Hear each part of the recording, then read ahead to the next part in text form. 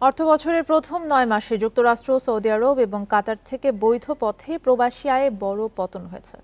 বাংলাদেশ ব্যাংকের সাময়িক হিসেবে দেখা গেছে এ সময় শ্রমবাজার থেকে দেশে আসে $১,৭০৭ কোটি।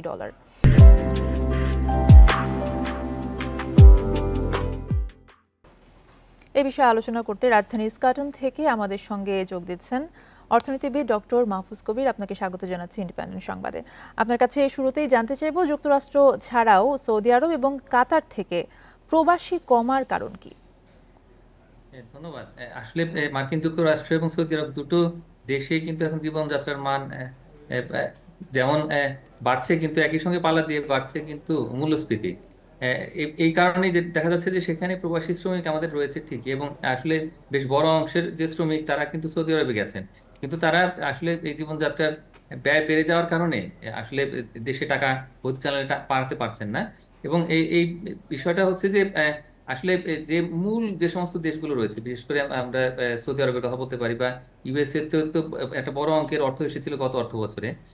সেই সময়টাতে আসলে যে মূল্যস্ফীতি সেটা কিন্তু অনেকটা নিয়ন্ত্রণের মধ্যে ছিল, কিন্তু এখন দেখা যাচ্ছে যে সেই মূল্যস্ফীতি অনেকটাই একটা চড়া।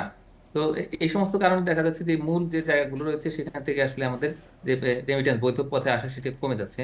আবার অন্যদিকে দেখা যাচ্ছে যে আহ, যে যুক্তরাজ্য, সেখানে কিন্তু এই মুহূর্তে রেকর্ড পরিমাণে মূল্যস্ফীতি কমে গেছে। এবং এই কারণে দেখা যাচ্ছে যে মানুষের যেহেতু জীবনযাত্রার ব্যয় অনেকটাই কমে গেছে, তো সেখান থেকে আবার আমাদের দেশে আসলে বৈধ পথে যে রেমিটেন্স পাঠানো সেটা অনেকটা বেড়ে গেছে। প্রণোদনা এবং ডলারের দাম বৃদ্ধির কারণে আয় বৃদ্ধির কথা আমরা জানি, তাহলে কমছে কেন? শ্রম বাজার কি তাহলে সংকুচিত হচ্ছে?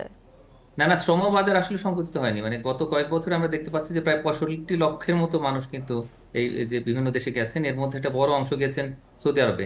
কিন্তু আসলে বাস্তবতা হলো যে সৌদি আরবের যে অর্থনীতি সেটা কিন্তু অনেকটাই একটা অস্থিরতার মধ্যে আছে এই মুহূর্তে। এবং বিশ্ব ব্যাংক এবং আইএমএফ যে প্রজেকশন সেই অনুযায়ী দেখা যাচ্ছে যে আসলে যে চলতি বছর সেই সময়টাতে তারা আশঙ্কা করছেন যে আসলে তাদের যে প্রবৃদ্ধি সেটা প্রায় 0%-এর কাছাকাছি চলে আসবে। এবং পুরো যে মধ্যপ্রাচ্যের অর্থনীতি সেটাতে কিন্তু একটা অস্থিরতা রয়েছে, যদিও দেখা যাচ্ছে যে যে সংযুক্ত আরব আমিরাত থেকে একটা ভালো অঙ্কের যে এটা রেমিটেন্স কিন্তু বাংলাদেশে আসছে।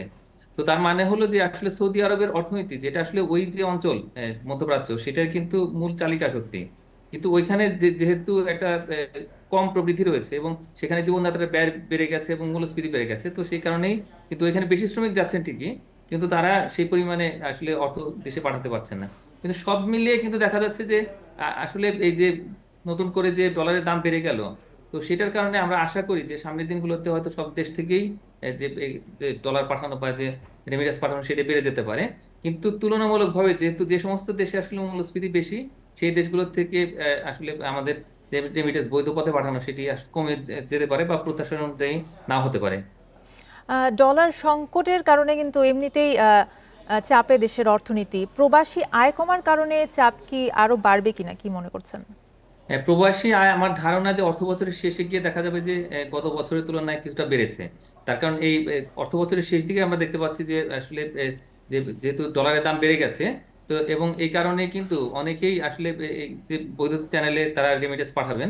আর আরেকটা বিষয় হচ্ছে যে যারা ব্যাংকের এমডি, তাদের একটা বড় অংশ কিন্তু এখন আসলে বিভিন্ন দেশে গেছেন, মার্কিন যুক্তরাষ্ট্রে গেছেন এখানে, এবং এখানে যে ব্যাংকিং চ্যানেলের মাধ্যমে যাতে আসলে শুধুমাত্র রেমিটেন্সই নয় বরং বিনিয়োগগুলো যেন আসে, বিশেষ করে প্রাইভেট ইনভেস্টমেন্ট গুলো, তো সেটার জন্য চেষ্টা করছেন। কিন্তু আবার একই সঙ্গে যে রপ্তানি আয় একটা অংশ কিন্তু এই মুহূর্তে আসলে রপ্তানিকারকেরা সব নিয়ে আসেননি, তো তারাও যাতে আবার নিয়ে আসতে পারেন, তো সেই জন্য কিন্তু যে আয়টা ইতিমধ্যে রয়ে গেছে, যে সময়ে এক্সপোর্ট হয়েছে, তো সে সময়ের কথা হয়তো মাথায় রাখছেন না, এই মুহূর্তে যে দাম রয়েছে সেই দামেই যাতে নিয়ে আসতে পারে তার ব্যবস্থা করছেন।